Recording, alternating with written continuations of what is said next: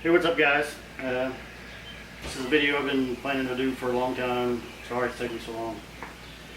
I wanted to kind of use the grinder for a little while before I did this last video, where I knew there would be something I'd want to change on it. I didn't know what it would be. And I'm sure there's going to be other things that will come along. One of the things I did change was I originally had I think it was a 16 or 18 pound full spring, and it worked, but when I would go to change belts, it just felt like it was way too much tension, and I was worried that might wear out my belts faster than they should. So I swapped to, I don't know if you can see that very well, but there's two, I think they're rated at like 4.5 or 5 pound springs. I'm looking to just put one there, but I couldn't find any long enough at my local hardware store, so I just put two together. Other than that, I haven't really made a whole lot of changes. I think the belt guard's new since the last video I did. Other than that, it's been working great. I've done a few projects with it. These are just a couple knives I've been trying to make. I've done them. Like any of my projects that have needed any sanding, I've been using this with. I just put a video of this one up. I don't know if you can see that very well. The camera doesn't like to focus on stuff like that. Anyhow, this one, if you watch the video, you'll know that I made this out of an old rasp and I couldn't get it to heat treat. I'm not sure what we're going to do with it. I'll probably try again. And this one I started making out of some 01 tool steel. I've got a third one I'm just now starting on. Just little simple projects. Anyway, I'll show you some dimensions. I'm not really sure what everybody was after. I've had several requests for dimensions on the grinder. Basically, I'm just going to lay a tape measure all around it. If you have any questions other than what I kind of showed in this video, just let me know and I'll get those answered for you. Let's see, to start off, I've got my 4S height, 44, 40, about 43 and a half.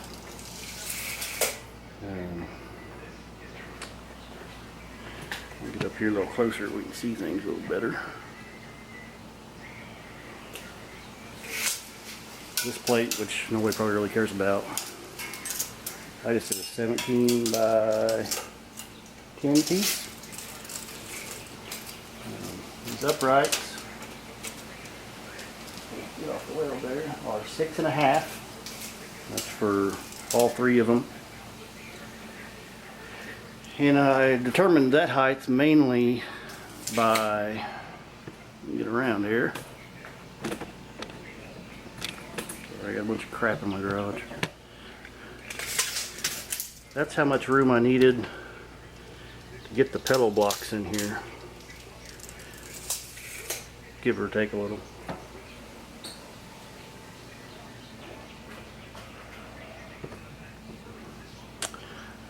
Let's see. This guy here, overall, is also 6.5. My notch here is at 4 1/4 up from this bar, which is 15.5. And I've got 2 points where I can tighten down the toolbar, back here and here. This one has basically just been worthless. It's a toolbar I didn't make that long, unless it'll work that way. I have to have this pushed all the way in here. But I just don't see the need for it. This has been holding it just fine. Up top here, got a 13-inch piece And by the way, these are all, what are they, 2-inch OD, I believe 3/16 wall, square tube. And these are all 1.5 inches. And they fit together nicely. You just want to make sure you get the heavy wall that has these rounded, not squared off corners. I'll show you what I mean. A lot of square tubing comes in. And this is actually a right angle, which this still is too, but there's no point to it. If it did have that point, it'd be a little rough getting it in and out, and I'm not sure if it would actually even fit.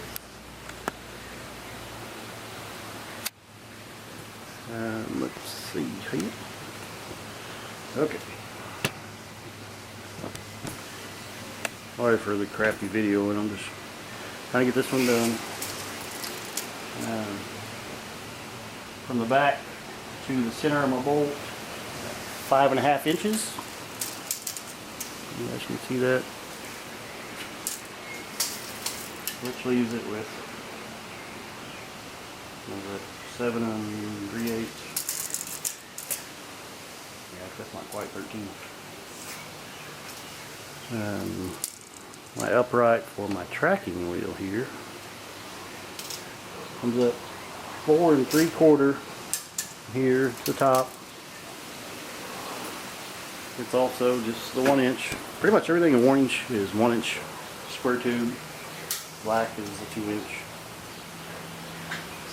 This piece,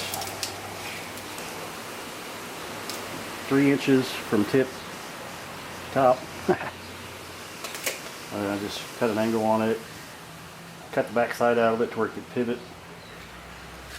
That gives me a tracking adjustment.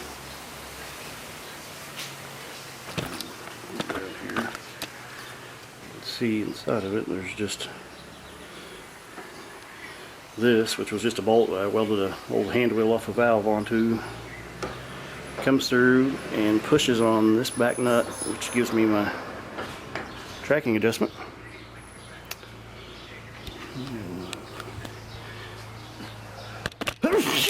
Excuse me. Sorry, I got allergies, and they're always horrible this time of year.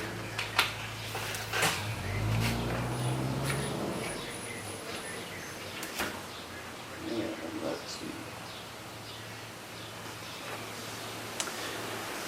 The platen was made out of, which I think I told this in the first video, I think it's 3x3,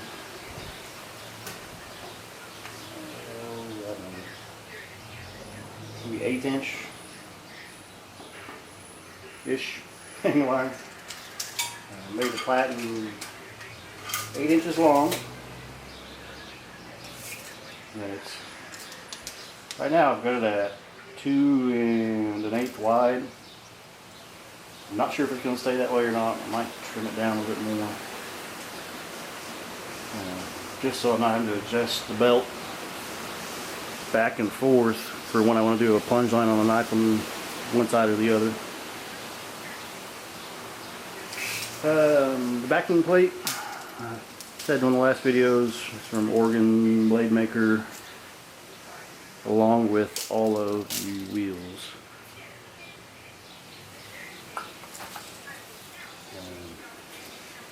The tool rest, it's pretty simple, you guys can figure that out. It's just another piece of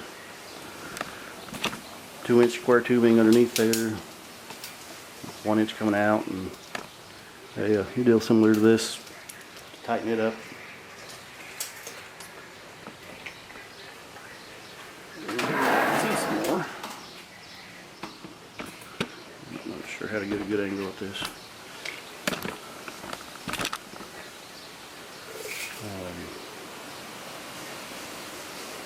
As you've seen in the other videos, the motor's hanging off the back down here. Not that it really matters, but let's see. The motor shaft.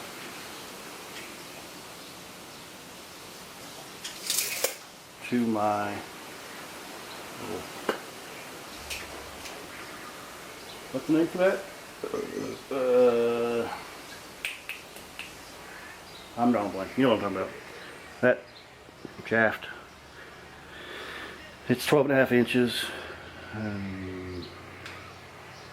I'll have to look back in some of my old stuff and see what size that was. And by the way, almost all this stuff I've got, like a lot of the steel I got from either friends or had it, or pillow blocks, stuff from Morgan Blade Maker, and these step pulleys, they all came from eBay. These were used, and I think I paid like $2 a piece for these. And I got 6 of them, I think. It was 6 for $15 or something like that. I can't remember. See down here, I put this little on-off switch. The belt guards, I don't know, it's probably good to have it. I just did it in case I somehow slipped one day and went for here and tried to stick a finger up in there. I like to try to keep all these.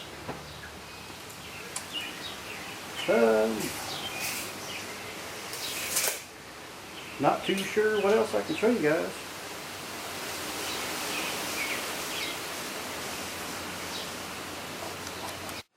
One thing I did want to share with you is I've been meaning to put some rubber feet or something on the bottom so this thing doesn't try to scoot in my uneven garage floor. And I still haven't got around to that. So right now I just got a bucket of play sand sitting on it. And it'll wobble if you get on it, but I haven't had any problems from grinding on anything with it like that. Still planning to put some rubber pads down there, and I'm probably going to I'm going to weld a piece of plate. Just move this underneath in these holes, and then fill it with something to give me some ballast down there and make it a little more stable. I don't know what the best thing is, concrete. I don't really want to use lead, I don't think, because I don't want lead dust in my garage. Especially since the dogs out here so much. And me. Anyway. That's about it. You can see I've been using it quite a bit. It's getting dirty. But that's what it's built for. Of course, it put me a light up above, just a temporary deal to keep it where I can see what I'm doing. And then for my knife stuff, just a bucket of water to help catch some of the dust that flies off. And it gives me a place to dip and cool the knives while I'm grinding.